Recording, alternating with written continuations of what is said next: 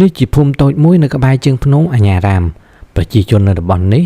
ជាអ្នកធ្វើស្រែចម្ការប្រកបរបរចិញ្ចឹមសត្វរីឯមួយចំនួនជាអ្នកលក់ចាប់ហួយបន្លែត្រីសាច់នៅឯផ្សារតូចមួយនាចុងភូមិព្រលឹមស្រាងមិនទាន់ភ្លឺច្បាស់ផងក៏ឮសំឡេងកង់ងេតងតវាគឺជាសំឡេងឈ្នាន់របស់កង់ចាស់មួយដែលលោកពូម្នាក់តែងតែដឹកបន្លែយកមកលក់នៅក្នុងផ្សារមួយសបកក្រោយមកស្នូរសំឡេងម៉ូតូចាស់មួយបានបន្លឺឡើងថ្មនេះប្រហែលជាម៉ោង5កន្លះនេះជាម៉ូតូដឹកសាច់ជ្រូកយកមកលក់នៅឯផ្សារចុងភូមិកន្លះម៉ោងក្រោយមកព្រះទនគរបានបញ្ចេញរស្មីចាំងជះលើផែនប៉ុស្តិ៍ធាបាក់សាបាសីខ្ញៀវខ្ញាចាប់ផ្ដើមចាក់ចេញពីទំនំចេញទៅរកចំណីឲ្យកូនតូចៗរបស់វាសំឡេងខ្យល់បក់កាត់ស្លឹកឈើឬសូរប្រែវាជាចុងរដូវវស្សាធ្វើឲ្យអាកាសធាតុត្រជាក់គួរសមថែមទាំងមានទឹកសន្សើមនិងអប់តិចតួចនៅតាមវាលស្រែក្នុងភូមិនេះមានប្រជាជនប្រមាណជា5ទៅ6គ្រួសារពួកគេជាមនុស្សរស់រាយរាក់ទាក់និងស្រឡាញ់រាប់អានគ្នាខ្លាំងណាស់ហើយស្គាល់គ្នាតាំងពីដើមភូមិរហូតដល់ចុងភូមិក្នុងនោះក៏មានផ្ទះមួយធំជាងគេនៅក្នុងភូមិហើយក៏ជាផ្ទះអ្នកចំណូលថ្មីដែលទើបតែរើមកនៅក៏ជាអាជីវករលក់បន្លែ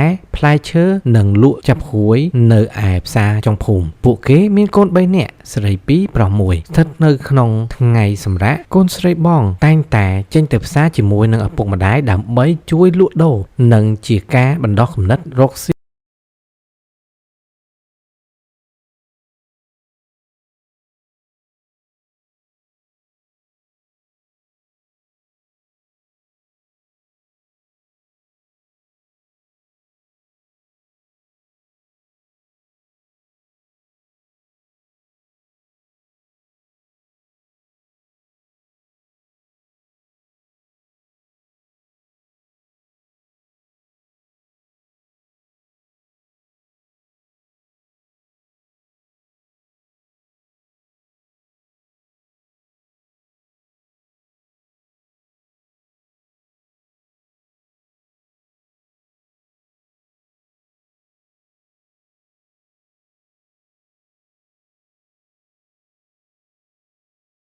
បងសំអើយនៅផ្ទះអត់ចាខ្ញុំនៅតាបងអូនមានការអីមែនទេបងស្រីចេញមកក្រៅបន្តិចមកបងអូនមានរឿងចង់ប្រាប់ចូលមកបងអូនមានការអីនិយាយមកបងចេញមកក្រៅមកទើបបងអូនហ៊ាននិយាយ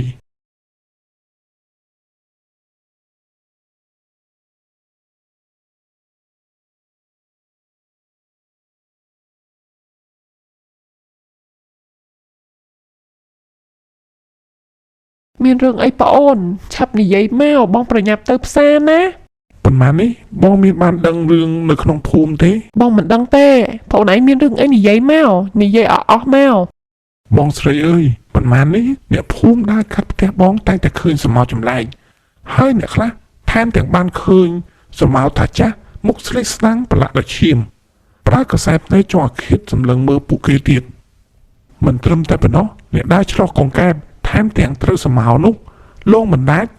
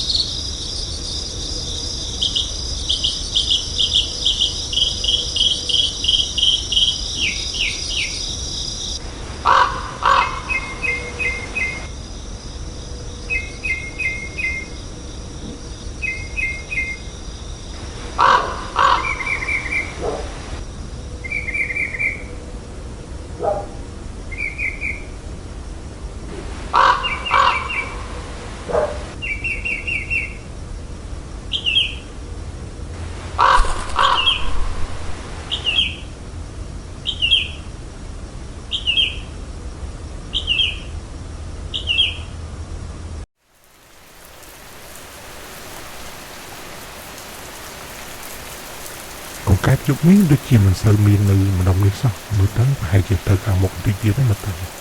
ដើរឆ្លោះមើលបន្តិចទៀតសិន បន្តិចទៀតចាំទៅខាងមុខទៀត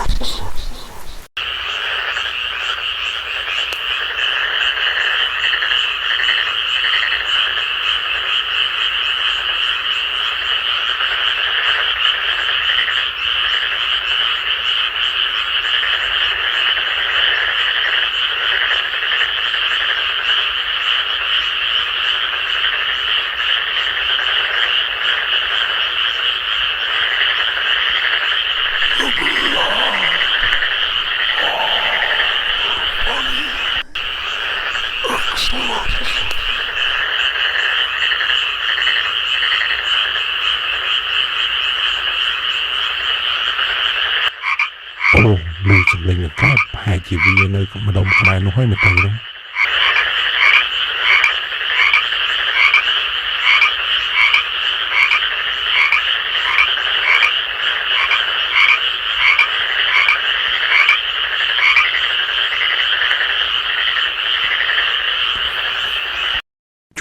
ជួយផងខ្មៅឡងជួយផងខ្មៅឡងខ្មៅឡងខ្មៅឡងខ្មៅឡ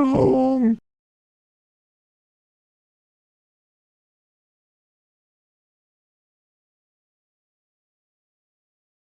ធ្វើឲ្យជ្រុះសក់ទៀតផងប្អូននិយាយនេះមិនមានបំណងអាក្រក់ទេប្អូនគ្រាន់តែបារម្ភពីគ្រួសាររបស់បងប៉ុណ្ណោះការរស់នៅរបស់បងនៅក្នុងផ្ទះនេះធ្លាប់ជួបរឿងចម្លែកដែរឬទេ បងក៏ធ្លាប់ជួបរឿងប្លែកៗដែរប៉ុន្តែបងនិយាយជាមួយប្តីគាត់មិនជឿបងសោះពេលខ្លះយប់កណ្ដាលត្រៀតឬសម្រាប់ជើងដើរទាំងដែលមនុស្សគ្រប់គ្នាគេកេងអស់ហើយកូនបងតែងតែឃើញស្រមោលខ្មៅឈរនៅជាន់ខាងលើពេលដែលញ៉ាំបាយនៅមុខផ្ទះរាល់ថ្ងៃបងបារម្ភពីកូនបងណាអូនអើយ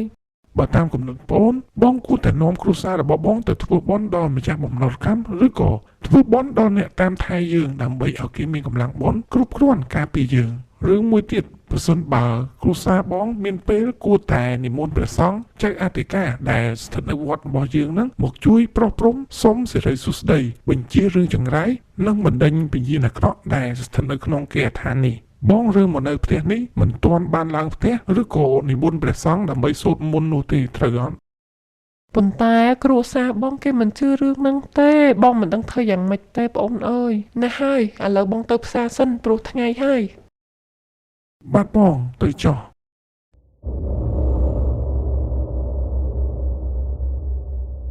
យប់នេះគឺជាយប់ស្ងាត់បំផុតមិនមានអ្នកភូមិណាដើរឆ្លងកាត់ឬក៏នៅអង្គុយលេងនៅមុខផ្ទះនោះទេដោយសារតែវាជាយប់នៃព្រះច័ន្ទខំចាស់នៅក្នុងភូមិតែងតែហាមកូនចៅមិនអោយដើរចេញពីផ្ទះនៅយប់ព្រះច័ន្ទខំព្រោះសម្បូរសត្វសាហាវធ្វើដំណើរក៏ដូចជាវិញ្ញាណព្រៃវាពិតជាដូចជាអ្វីដែលចាស់តែងដំណើរមែនបិសាចព្រៃចាប់ផ្ដើមចេញស្វែងរកមនុស្សដើម្បីស្រូបយកវិញ្ញាណ